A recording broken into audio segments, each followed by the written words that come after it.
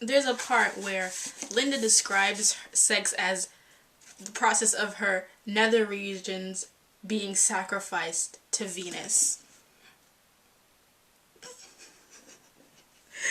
There's also a part where she refers to her vagina as a nani nani, and she refers to the penis as a Larry doodle. This manly instrument will swell big and red and hard and enormous. And when he first put it up your nani nani, it will be with such force as to render your prostrate with ecstasy and pain.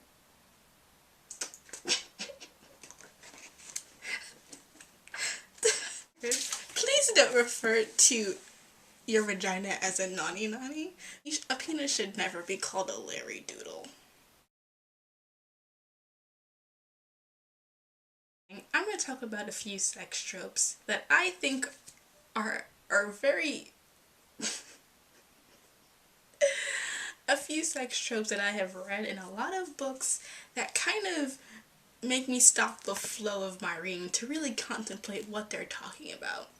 Number one, I don't know if this is an actual trope, but I feel it should. I call it the ambiguously large penis. This isn't a book, or even in a TV show, because there's that HBO show Hung, where the guy apparently has a huge Larry doodle, and we're never told exactly how big his Larry doodle is. We're never told how big the Larry doodle is. We're just told that it is huge. It's friggin' huge. In the Anita Blake series, there's this guy named Mike, and his Larry doodle is supposed to be off the hook. But we have no idea how off the hook it is. We know it bumps her cervix a lot. And that's the biggest hint we're giving. And they never tell us exactly how big it is, but apparently it's never big enough to cause a woman actual physical pain. But it's still friggin' huge. And it's always been funny to me because huge to me is totally different from what huge to other people is. I mean, I remember I was having a conversation with my friends, and to them, big Larry doodles were a whole different range from what I thought big Larry doodles were.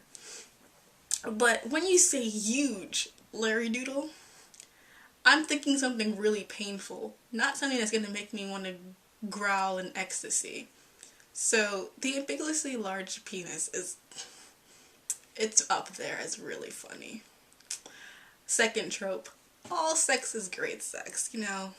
Every time they do it, it just sparks are flying off the wall. And if you've spoken to a married couple, even a married couple who loves each other, the sex isn't going to be great all the time. It'll always be good, but it's not always like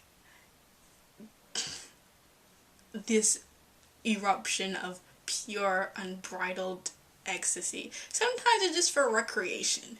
You know, hey, let's go sacrifice your genitals to Venus upstairs. Come on, let's go.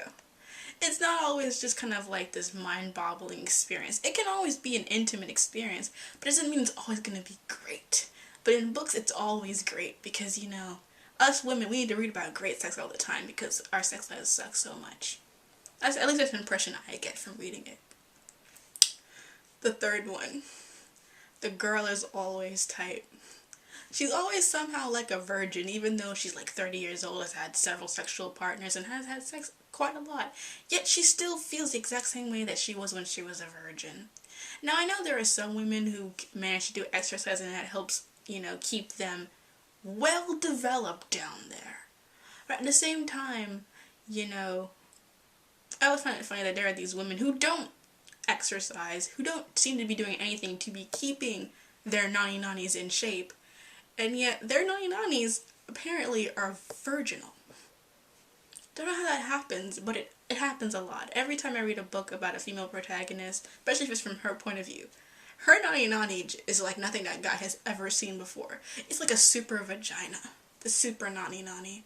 A lot of girls have it, especially Anita Blake. Her nani nani is the most incredible one on the planet because she's had like ambiguously large penis, and it's still virginal, still all the time.